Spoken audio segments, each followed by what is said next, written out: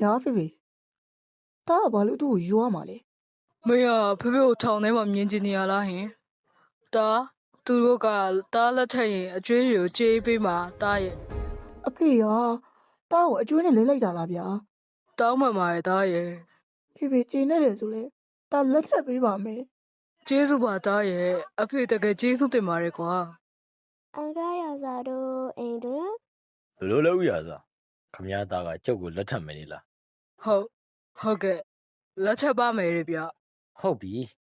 ကျုပ်ကတော့လက်တက်ပြီးမှကြည်အေးနိုင်မယ်သားဘာနှစ်ယောက်ပေါ့မလှိတ်တစ်ပတ်လုံရင်ဘယ်လိုလုပ်မလဲ မလို့ရဲပါဘူးအကိုလေး ဘာလို့အကိုလေးလေမကြမ်းမီမှာတော်ရတော့မယ်ရွှေသမက်လေးကိုအဲ့လိုတွေမခေါ်ပါနဲ့ ဟုတ်ကဲ့ဟိုတားလေး ဒီလိုမှမဟုတ်ဗျာမနဲ့မညာအိမ်လာခဲ့ခမရသားကျုပ်ယောက်ျားလောက်လေးပါခေါ်ခဲ့နော်မင်္ဂလာကိစ္စပြောမယ် ဟုတ်အဲ့ဆိုတွားလိုက်ပါဦးမယ်တားလေး ဟုတ်ပြီ တကယ်တော့အန်ကားရစားရှားမှန်တွေကိုရင်ထဲကတွဲမိပြီးချစ်မိခဲ့တာပါသူတို့ဦးရစားတာကိုတီးလိုက်ရချိန်မှာအပိုင်သိမ်းမှုကြံတာဖြစ်ပါတယ်